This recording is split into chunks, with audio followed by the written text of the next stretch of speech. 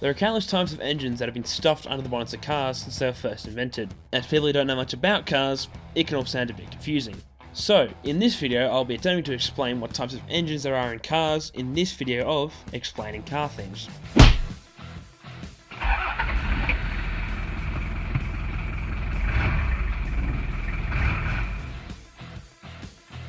Number of cylinders. First off, for those who don't know what cylinders are, this will be explained in a future video. The number of cylinders in a car range from as low as 2-cylinder engines all the way up to 16 cylinders. Most cars nowadays you see on the road have between 3 and 8-cylinder engines, but with high-end cars, your Ferraris, Lamborghinis and Bugattis can range from 8 all the way up to 16.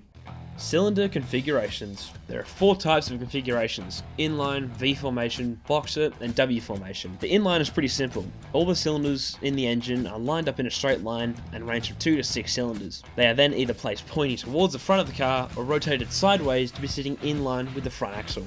Then you have your V formations. This is where your cylinders are put side by side but leaning away from the middle to sit in a V shape. These engines range from 6 to 12 cylinders, 6 being your V6, then you have your V8, your V10, all the way up to your V12. Then there's your boxer engines. These are basically V6s with the cylinders lying flat. These engines range from 4-cylinder engines, called a flat 4 and are usually found in Subarus, up to a flat 8, which was used in Porsche racing cars in the 1960s. Then you have your W-shaped engines, which is only really seen in cars made by Bugatti. These are basically 2 V8s bolted together, which don't really look like a W, but it's called that anyway. And from my knowledge, Bugatti is the only company to have ever done a W16 engine in their cars.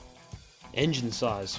Engine size refers to the space in the cylinders when all the way down in their cycle. In metric units, the size of an engine is measured in litres, and in imperial measurements, it is measured in cubic inches. In 4-cylinder engines, the size can range from 1 litre all the way up to 3.9 litres. V6 is between 1.6 litres all the way up to 7.8 litres in some GMC engines. V8s can be between 3.5 litres, like in the Land Rovers of the 80s, up to well over 9 litres in some Chevy engines. V10s can range from between as low as 2 litres up to 9 litres, and then V12s, with some being as low as 2 litres, up to between 6 and 8 litres. The only W16 engines are in Bugattis, which are only 8 litres.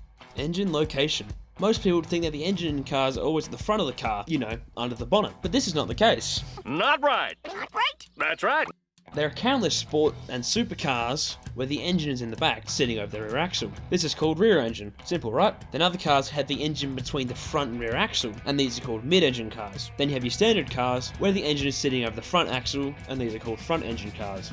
So, there you go. Hopefully now when a car guy talks about the engine he's rocking in a Skyline, you might have some idea of what he means when he says he's got a 2.6 litre inline 6. As always, thanks for watching. I appreciate all the support that this channel has got so far. My first video almost having 200 views now. So, if you like what you see and want to see more, make sure to clutch keep the like button, short shift the subscribe button, and ring that bell. See you all in the next video.